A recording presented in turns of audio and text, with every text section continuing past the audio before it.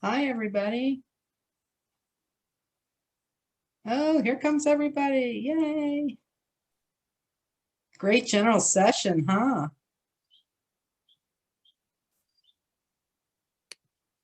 We were so lucky to get him. I'm going to let people keep coming in for just a minute, if that's okay. We'll just give everybody a chance to um, click their link, I guess is probably the appropriate terminology. I'm reading the chat and I love what people write.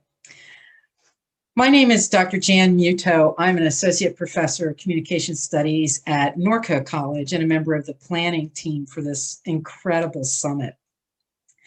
Welcome. I'm the moderator for this session. Before I introduce our presenters, I have a few items to share with you. Please note that we are in a Zoom meeting and you have video and audio capabilities. Out of respect for the presenters and other attendees, please keep yourself muted. Should you have questions or comments, enter them into the chat box. It's my job to watch the chat box and make sure the presenters get those comments and questions. The session listing in the conference app details the session content and includes any documents provided by the presenters. Some presentations are still being added to the app. The app also includes a short survey at the end of the listing. We ask that you complete the survey at the end of the session. Feedback is important for planning purposes. And by the way, you get to earn points when you provide your feedback. It's kind of like getting a candy bar at faculty evaluations time. So without further ado, I'd like to introduce our presenters, Katie Lookholder and Kelly Ramnarayan from College of the Canyons. Take it away, ladies. Good morning. Welcome, everyone. I'm Katie, and as you can see in the little tiny square next to me, that's Kelly. And we'll go ahead and share our screen and pull up our PowerPoint.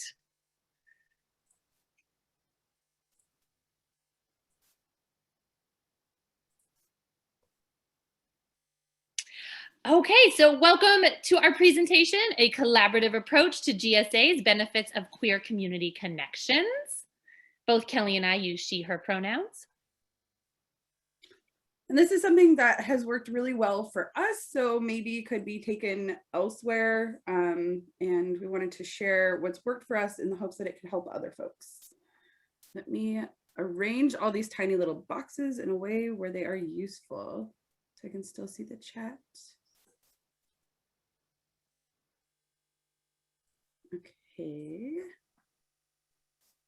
And also still see the PowerPoint. Perfect. All right.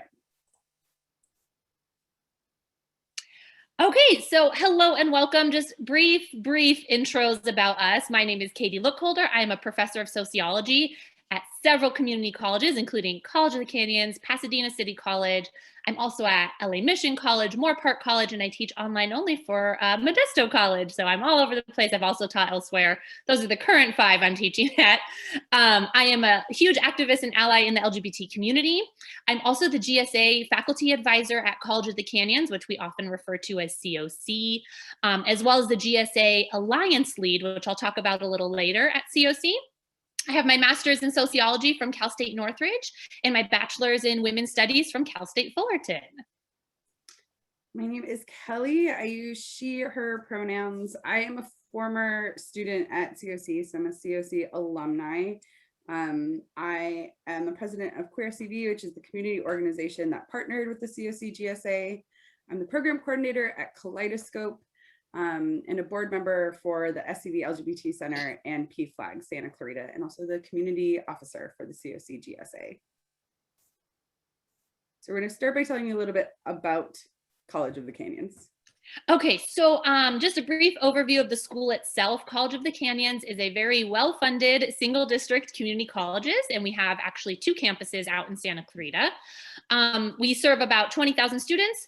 We have 99 degree programs, 93 certificate programs. A few demographic highlights that I wanted to bring into your attention. In terms of race, we are primary Latinx population at 50% for our student population, and then followed by 28% white. In terms of age, we do have an interesting gamut, but generally speaking, 19 and younger are about a third, 20 to 29 are another over a third-ish, and then 30 years or older, another third. We're slightly more male students than female students, with 1% marking other. We have about a third of our population being first generation students. And of those first generation students, half of them are Latinx students. In terms of family income, we have a pretty wide gamut of about a fifth of the school being under 25,000, 30% being between 25 and 90,000, and then another fifth being over 90,000 in their household income. And then in terms of insecurities, we have 10% of students that face housing insecurities, 32% facing food insecurities, and then another 21% facing transportation insecurities. So we do have a pretty diverse population, and we have a few charts if you want to just briefly take a gander at them that actually break down all the information I just told you. Here's a little bit more information on race if you wanted to see the breakdown, a little bit more on age and income as well. And then we have a couple more charts. Here's our first gen chart. And then a couple stats I did want to mention in terms of gender and sexuality, since we are at an LGBT conference. So less than 1% of students who enrolled during 2015 to 2017 identified as transgender. 2% self-reported as non-binary. Those are the same years. And in terms of sexuality, 2% of students who enrolled in those same years between 2015 and 2017 self-identified as either homosexual or bisexual. So we have a very small amount of info from those years in regards to gender and sexual orientations. This is just a lovely photo of our 2 campuses. The top one's the Valencia campus. The bottom one is the Canyon Country campus. Both serve a large amount of students, although the Valencia campus is considered more of the main campus and has a larger population there. So Santa Clarita Valley doesn't have a ton of resources for LGBTQIA folks that are not directly linked to a school, and that is where Queer SEV comes in. I grew up in Santa Clarita and moved back in about 2017 and immediately noticed that there was a dearth of resources for LGBTQ folks that weren't directly connected to a school. So my wife and I formed Queer SEV in hopes to create a space for us to meet other folks and give social support to each other. So our mission statement is to reduce social isolation by stimulating community development through the creation of inclusive intersectional events and spaces for the LGBTQ+ population in the Santa Clarita Valley.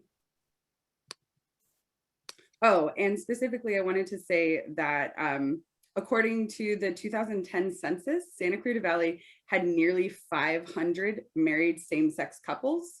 And we really felt like we were the only ones. So we figured our problem was more of visibility and not having a space to meet rather than not having a queer population in the area.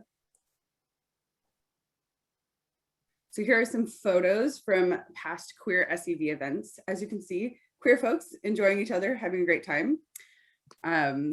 These are some of the things that we've done. We have done so many different things. We do education events, trainings for College of the Canyons and other places. We do sign making events for protests. We also do things that are just based around fun, like going to comedy nights, board game nights, that kind of thing. LGBTQ folks are more at risk for bullying. So we have done self-defense clinics in the past. We go on field trips. We went to the LA Zoo. We've gone to the trans choir sing, all sorts of things. And I think we're going to talk a little bit more about the big things that we've done, but some of the big things that we've done is the Santa Clarita Valley Pride Picnic in 2019. That was a really cool public pride event. And also the Queering Teen Zine, which happened last year during the quarantine. Okay, so a little bit about the COC GSA. The GSA, the Gender Sexuality Alliance is what it stands for, originally standing for the Gay Straight Alliance, was founded or started in 2012 at College of the Canyons. That was a little bit before my time there. It was created by a handful of students and faculty advisors, and they wanted to provide a safe space for LGBTQ folks and students to meet weekly. Their opening actually happened to be a really big event, and they had a lot of support from the college, which was wonderful. But they did struggle to maintain student leadership because when the GSA opened, it opened as a student club. And so in order to meet, club requirements, we have ASG at our campus, meaning Associated Student Government, but there's a lot of required things that you have to do to maintain a club status. However, the GSA still kind of managed to find someone to volunteer their time to just scrape by and maintain that club status each year. And the first few years of GSA were pretty social. We had a lot of social meetings and some occasional campus involvement, including tabling, bake sales, sign making, that sort of thing.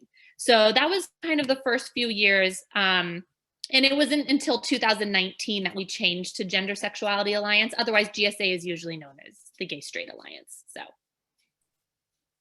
here's a photo of our lovely GSA group. This is from 2019, right, Kelly? Spring 2019, I believe. 18 or 19. Yeah. 18 or 19. So that's one of the rooms that we used to have our meetings in before COVID. But yeah, that's some of our lovely students. And what does GSA do? So GSA provides a space for LGBTQ students and allies to socialize, to network, to explore identity, learn about various resources and events that are geared towards the LGBTQ plus community. And while the GSA is college-centered and it takes place on campus, we're also open to community members at large. That's part of our actual constitution. So we do certainly welcome non-student members to come to our meetings. So let's see here. What are some of the past, current, and future events that we have done? So we usually do a coming out day every year on campus. We also participate in Pride Week, which can vary from year to year, but usually that consists of some kind of awareness and tabling, along with some other kind of social event. We were trying to plan a lovely drag show before COVID, and that got shut down. We do movie nights. We typically watch Rocky Horror Picture Show every October, which is a lot of fun, and we all dress up and sing. We have some awareness events that we do. We just finished our first guest speaker event with the Center for Positive Sexuality, which was really great. That actually happened about 2 weeks ago. They came, it's a nonprofit out in the Los Angeles area, and they came and talked to us about gender and sexual diversity, which was really great just for students to hear something else besides our voices every week. Was always wonderful. And then we do a lot of campus outreach and tabling, especially pre-COVID. And I did want to mention in the notes I have, like during the pandemic, we did manage to maintain our meetings through Zoom. So that's something that we've been able to kind of hang on to. So thank goodness for Zoom, right? But we're very much looking forward to when we can actually go back in person. Okay, so some challenges for the GSA, and this is kind of where we started to realize that we might need a little extra hand in maintaining a viable club. So student retention for GSA tended to be a little bit problematic, and we needed a steady organization with a dedicated leader. So first and foremost, there's a lot of student overturn. I know I have it a couple bullet points down, but because community colleges are two-year colleges, a lot of students come in and come out, and there's not a lot of people that stay for a long period of time. We also had a lot of students not actually wanting to take leadership positions, but still wanting to come to the club. So there was that interesting kind of push and pull of still wanting to be there and participate, but no one wanting to actually be a leader. We had no continuity and a lack of record keeping. That was a little problematic. We lacked a sense of belonging, especially for minority students. That was a lot more intensified. And there was no dedicated space for LGBT communities other than student-led clubs. So this was kind of like in Santa Clarita, especially if we went back 5, 6, 7 years ago. This was like the only place we really had for LGBT community members. And then also getting information for LGBT resources, whether it's, health information or work information, anything of that sort, had to be sought out very intentionally, and it wasn't quite readily available. So yeah, that was definitely some of the challenges that we started to notice that we were facing. So we had a question in the chat that says, what do you mean by minority identities? So in this specific case, we're talking about ethnic and racial minorities, also first-gen students. So students who have an intersectional identity beyond just a sexuality minority or a gender minority. So kind of from the student perspective of this, when I was attending COC, I made a deliberate effort to seek out queer resources. When I moved back to Santa Clarita in 2017, I looked for any and everything that could possibly serve as social support or any sort of resource that was centered on LGBTQ folks. So I did find the College of the Canyons GSA through a student-made poster that was hung up. It was clearly a much needed space because it was one of the only spaces I was able to locate after very intentional seeking. But it also had a lot of room for improvement in terms of community engagement and on-campus outreach and intentional culture. So it's something that I very actively looked for, and it wasn't necessarily something that would be passively noticed. I think it's really important for students to know that these kind of resources exist, even if they aren't wanting to take part in them. I've had numerous people speak to me and tell me that they were afraid to go to the GSA or they didn't want to go to the GSA, but they were so happy to know that it existed. And this is both on our campus, and also someone was talking about a four-year university in Florida telling me this, that just knowing that these resources existed, even if they weren't out or ready to seek resources connected to their identity, it was a really comfort to know that they existed. And I only found it through very intentional seeking. Excuse me, Kelly, this is Jan. I see a question in the chat of what do you mean by minority identities? I believe I actually already addressed that question. Yeah. Yeah. Do you want to just say it again real quickly? Oh, yeah, sure. On the previous slide, when you're saying minority identities, what that's specifically referencing is people who had intersectional minority identities beyond just sexual minorities and gender minorities. So folks who had racial, ethnic, religious, or were first-gen students, in addition to being sexuality minorities or gender minorities. So I attended, this is about how our partnership formed. So I attended COC GSA as a student. And after I was no longer a student, I continued to attend, which is allowed by the Constitution. Around the same time is when I founded Queer SV with my wife. There wasn't really a space for folks who weren't directly students to gather. It was allowed for folks in the community to come to COC GSA, but it's really student-centered, as it well should be. So we wanted to form something that was community-based. And when we did found Queer SV, I really wanted to bring the intentional culture established at Queer SV to the on-campus queer community. And our partnership largely still continues to work very well because Kelly continues to dedicate her time and her resources to help our COC GSA, and helps really maintain our stability and organization, and as well as our community connections. And I participate in the COC alliances as the GSA lead, and that allows me to kind of network and provide resources for GSA and Queer SV. A little bit about alliances. This is something that's pretty new to College of the Canyons. It's just started a couple years ago. And the alliances are basically an entity, I think is the best word to use, that exists on campus in a club-like capacity, but it takes out the responsibility of student leadership.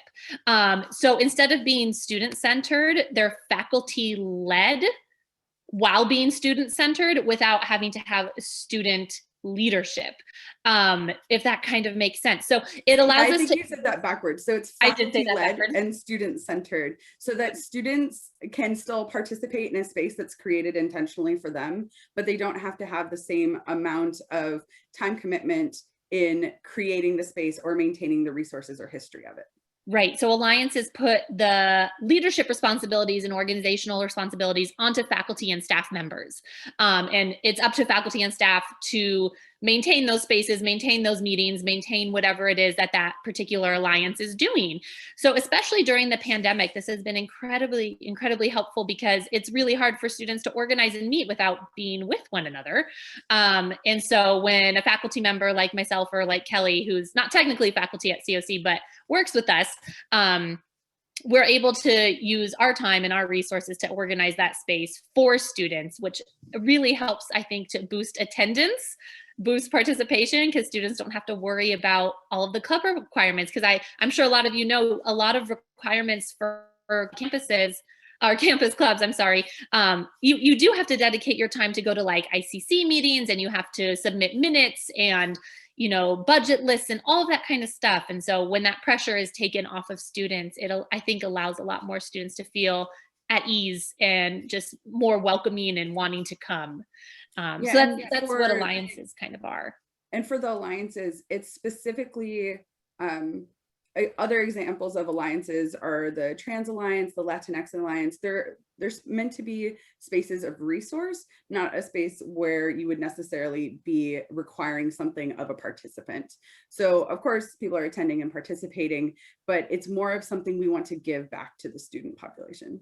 Right. And the alliances, really quick, they work as a group. So there's more than just the GSA, like Kelly was saying. There's the Veterans Alliance, there's the Autism Alliance, there's the First Gen Alliance, we have a STEM Alliance. There's a lot of different areas wherever there's some kind of minority identity, especially. We have an alliance created for them at COC with some kind of faculty leadership, and we all kind of work together to support one another.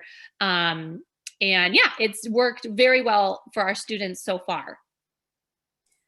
So now we wanted to talk a bit about our collaborative community connection. So here are two events that are collaborative events between the COC GSA and Queer SEV. So you can see National Coming Out Day on the left and On Campus Pride Day on the right. So Queer SEV provided a lot of the resources that went into putting these together. And I mean, basically, we just have a garage full of rainbow things, as any good queer org should. So it's also really nice to have a little bit more leadership. Every once in a while, you will get students who are very leadership oriented, and you can tell that they're really go-getters. But it's really nice to take that pressure off so that when we're organizing events of this nature, we can make space for if the students want to take over leadership positions, but if they aren't feeling like they want to make that commitment, especially with Pride Day falls just around the same time as finals, and we're not trying to detract from academics, we're trying to support people and have them be able to do well in both spaces. So these were two events that were beautifully colorful, so I wanted to share photos of them. And then what do our meetings kind of look like? What is our collaborative connection with one another? So we have weekly meetings right now on Zoom. They always start with intros and pronouns, some kind of question for the week. Like I think what did we do? Our favorite board game was our question in our last meeting. And then we either have some kind of led discussion on something queer centered, or very lately, we play lots of games with each other and socialize because of the pandemic. So there's a lot of great online games you can play as a group out there. If you ever need suggestions, Kelly has lots of them. And like Kelly already mentioned, some of the events that we've collaboratively done in the past couple years are our Pride events and our Coming Out Day. And so Queer CV also provides faculty and staff trainings and to COC, and also organizational components and networking to connect students to the community.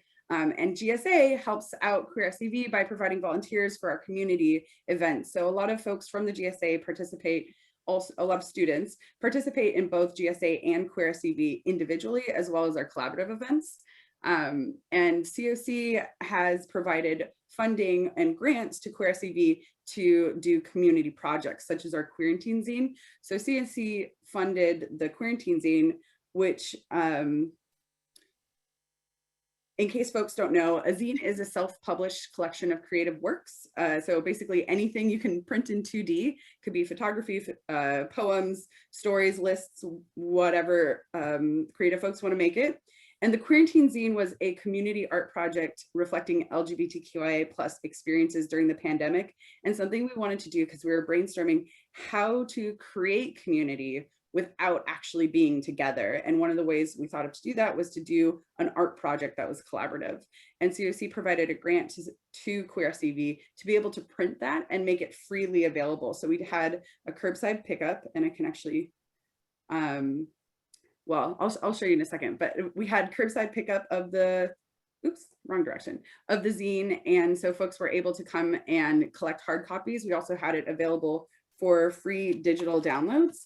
And GSA attendance varies wildly now during the pandemic, but we typically have between 5 and 20 participants, and at least 16 of those participants have attended Queer SEV events at some point while also being a GSA member. So there is a lot of overlap between our two organizations, and well, alliance and organization.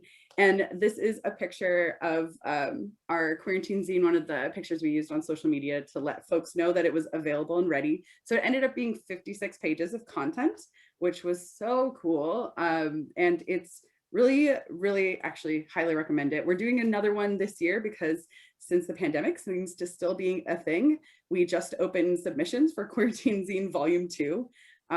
Hopefully we won't be doing one next year. We can do a zine again, but I really hope it has a different theme.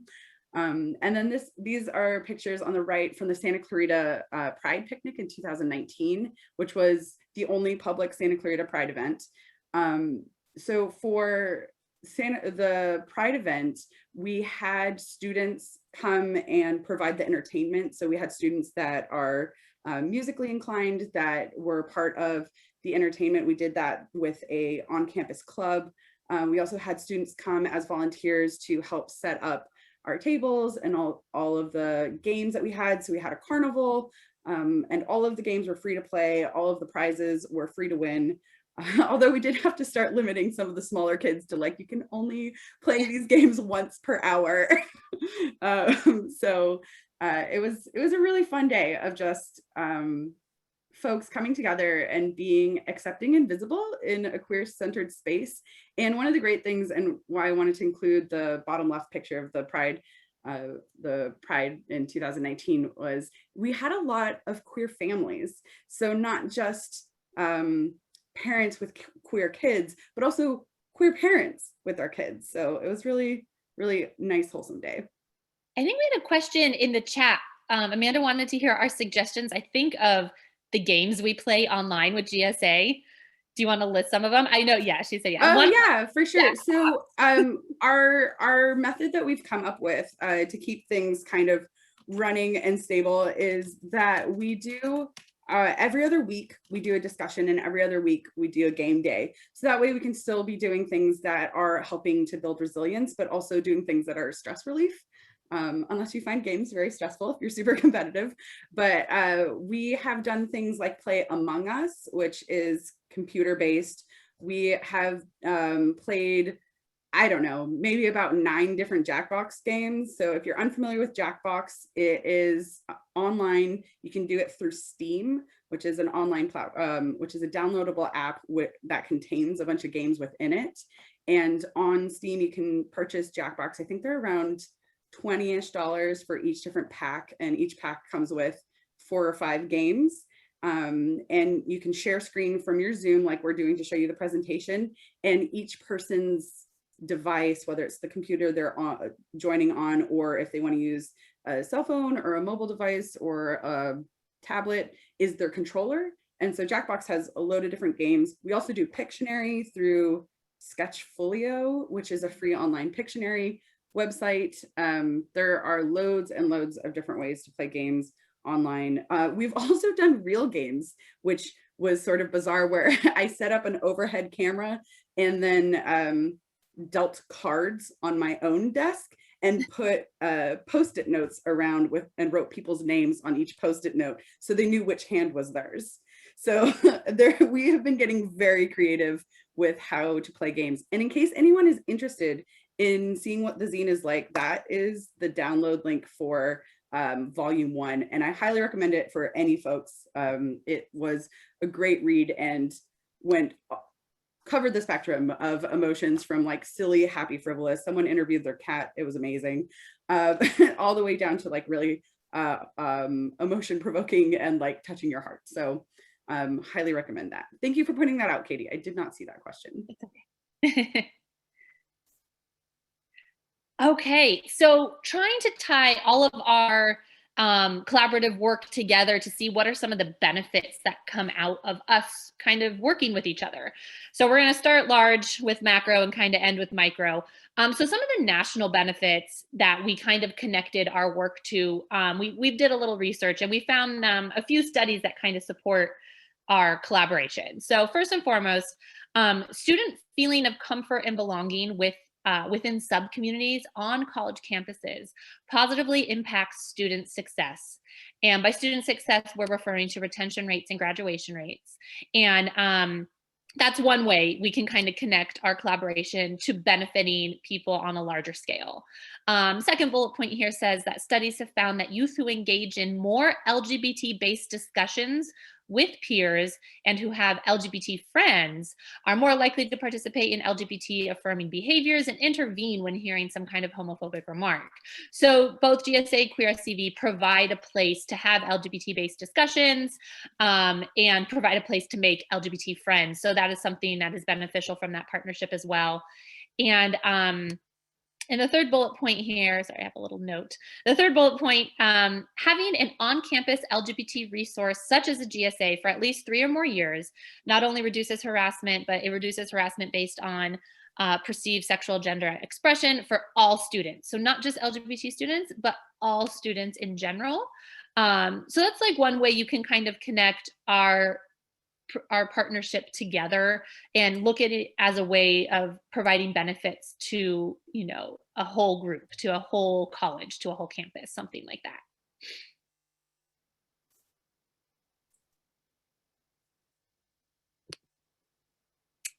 that. Okay, so we have benefits for our community in particular. So Kelly, do you want to start with this one? Yeah, sure. So basically we want to talk about how this is different than a traditionally organized GSA. So Queer CV leadership, we provide organizational consistency and can have like a larger impact in the community. We provide basically adult mentors for the safe queer adult mentors for the students, broader network, more opportunities for engagement, but also we have some other benefits such as institutional accountability. So Queer CV leadership doesn't have the potential of institutional backlash when advocating on behalf of LGBTQIA+ students in the same way that a faculty member might. Also, we provide an external advocate for queer students. So a student might feel more comfortable seeking advice or support from our leadership team, which is all queer led, than they might from on-campus resources. And the leadership team at Queer CV is specifically and intentionally sexuality-wise and gender-wise diverse. So there are folks that should, obviously it can't be perfect, but there should be at least someone that has a little bit of the reflecting back a person's identity. So hopefully they'll be able to find some bit of representation in our leadership team. And sometimes students feel more comfortable going to an outside source than maybe they might feel that there would be backlash, or they might want someone to advocate with them. So this has helped in situations such as getting graffiti removed or dealing with homophobic remarks on campus. Okay, so this is me again. So then we wanted to talk a little bit about the benefits on an individual level. This part was lovely to do because we just got to read nice comments about ourselves, but it's also evidence of how the students have felt about participating in our groups. So this is more about the impact of our groups on the students specifically. So we asked for testimonials from students who participate in both groups regularly. This is from a student named Holly, who is a COC graduate now. And the parts that I really liked from this was, I'm quoting her, "I felt so at home the first day I went to GSA and felt the most seen that I have in a long time." And that's great. That's what we're here for. And in regards to Queer SCV, virtually stepping foot into Queer SCV last year helped me to realize that I'm not alone and gave me the courage to come out. We also have another lovely student, I'm going to quote here, named Sarah, who's a current COC student as well as a Queer SCV member. She wrote a lovely, very long testimonial. So just to highlight some of her little bits here. First, she said, I remember seeing GSA's coming out day celebration and those people a part of it, just living their best life and other people accepting them. It was an eye opener for me because in Santa Clarita, LGBTQ people really aren't talked about, or if they were, it was seen as taboo. So Santa Clarita tends to be a little bit more on the conservative side, to say the least. And so just being able to see representation within your community was really great for Sarah. She also said that GSA has opened the gateway for me to come out to her family. So she's now out to her family and friends, which is lovely. And we're very happy that was something that we provided her and the courage to do. So helped to, at least. And then she also has a quote for Queer CV. So this is still Sarah. So for Queer CV, seeing other people come with their families, so being a part of Queer CV and being a part of Queer CV events, seeing other people come with their families, it gave her the courage to come out to mine and also bring her family to a few things.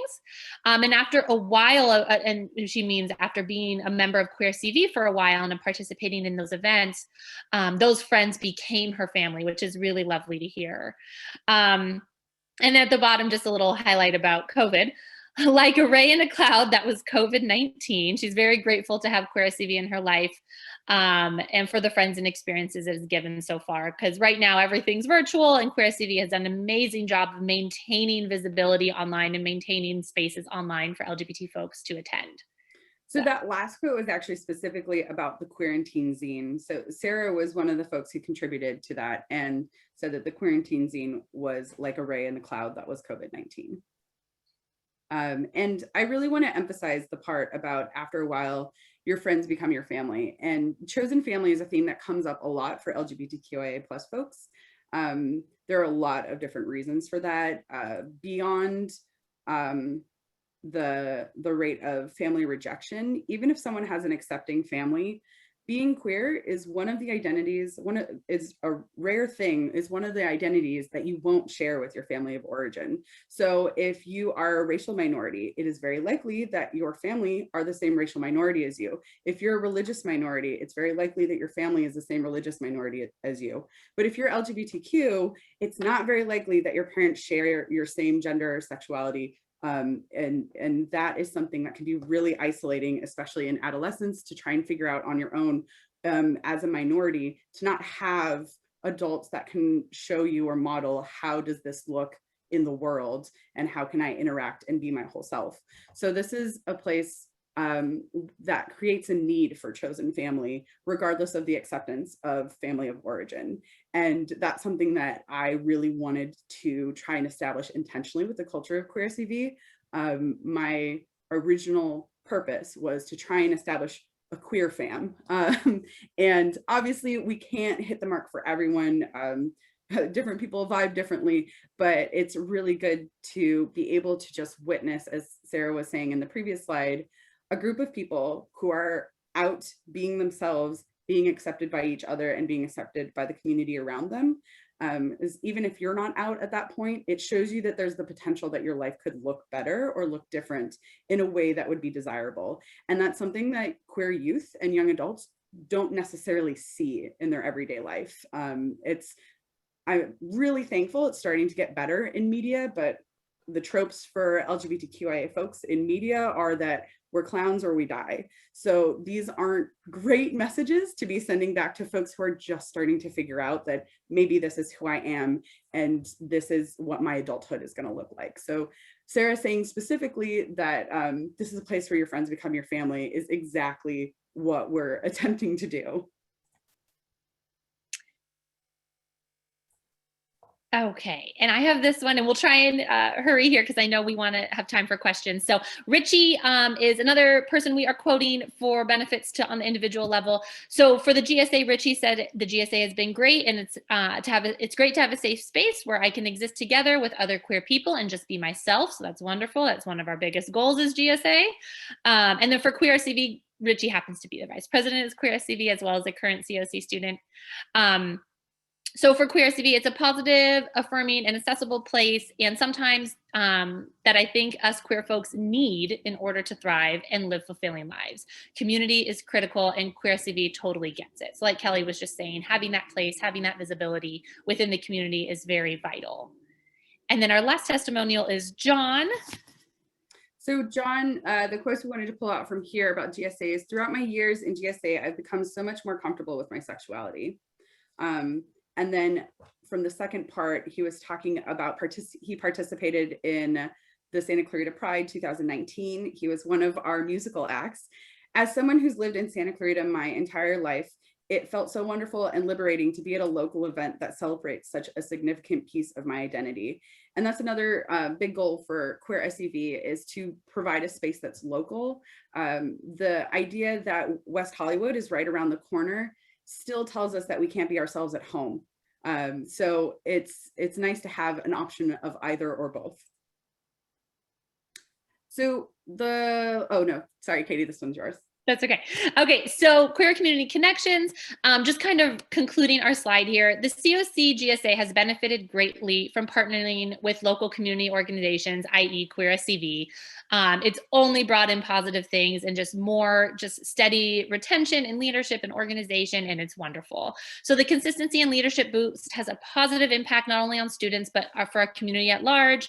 And our reciprocal nature of our two groups, the COC GSA and Queer SVA, ensures that LGBTQIA+ folks and students have a place both on and off campus where they can safely gather and seek community and support. And that is the goal for both of these organizations. So we just work really well together, and we've been able to rely on each other. And you know, if someone can't make a meeting one week, we know someone else is there. And you know, it's just been a really great experience so far. And this is something that's worked for us to help provide this resource for students and communities. So we thought we'd bring it to this conference and share what's worked for us in the hopes that it might be able to help other folks as well. And I'm typing it in the chat. Someone asked, what does SCV stand for? Santa Clarita Valley. That's just the acronym for the place in which we live. So, and then here's our works cited if anyone is interested in these sources that we found in terms of just kind of connecting our work to our larger scale. So, okay, I think that's the end of our PowerPoint. Thank you, Katie and Kelly. I really appreciate your perspectives, both as a community member and former student, Kelly, and Katie as an adjunct faculty member, which is so important in the California community colleges. We would not be here without our associate faculty. So if anybody has any questions, I think we have another minute or two left. Please feel free to pop them in the chat or unmute yourself. I don't know if you can unmute yourself. I guess you can. Just a last reminder that you will be getting a survey in the next couple of weeks about this session and about the conference.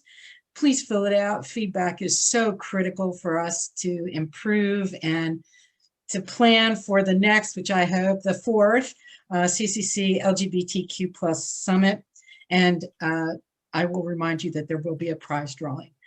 So unless anybody, oh, I do see a comment in the chat about ideas on connecting queer community or queer students with community that doesn't have many community members around, and how would we kind of gather them, I guess, just like everyone else. That's a good question for Kelly, because she's gone through that. Okay, so do you have ideas on how to connect our queer students with community that doesn't have many community members around? How do we put them out? How do we put them out as just like everyone else? Okay, so one of the first things we wanted to do at Queer CV was find each other, right? So establishing a place that you can gather around is the first important thing. Depending on what area you're in, there are already in existence a lot of regional resources. I was really surprised about that when I started looking.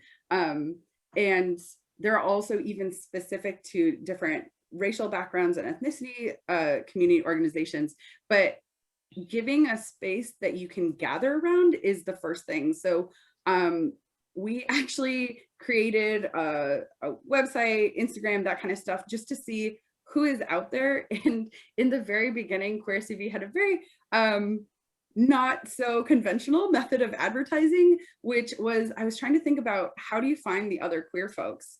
And how, like, what is the way to single out advertising towards queer folks? And the thing I thought of was dating websites. So I went on dating websites that were for queer folks, and I put up profiles as Queer SVA and said, like, this is not for dating, but if you want to come be friends with the queer folks in your backyard, this is where we are. So I could not think of a different way to single out queer folks that didn't seem really problematic.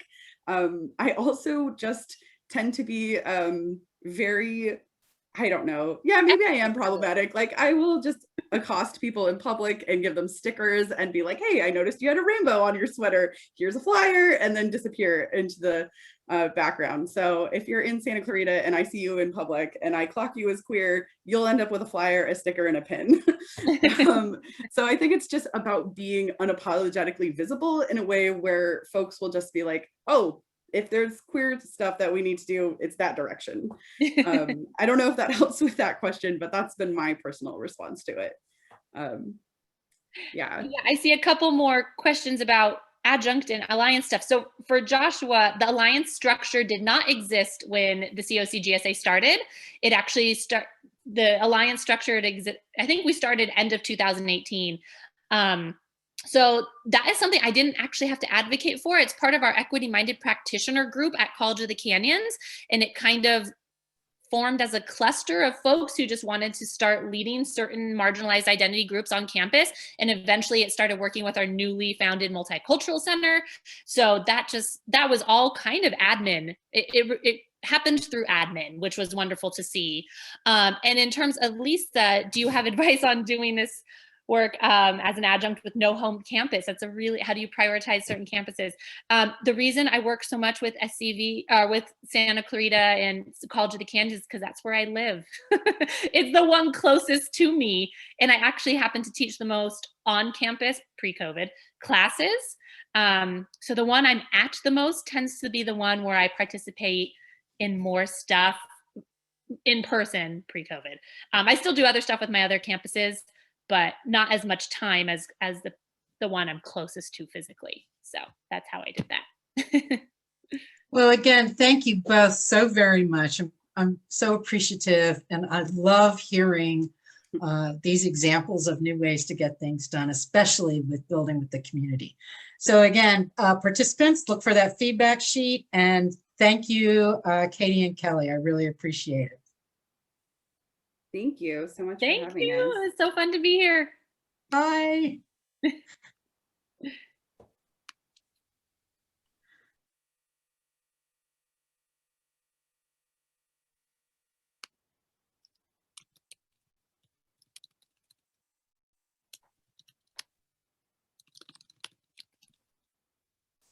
Thank you, Katie and Kelly. I think it all went well. Yay. Yay. And I will stay on until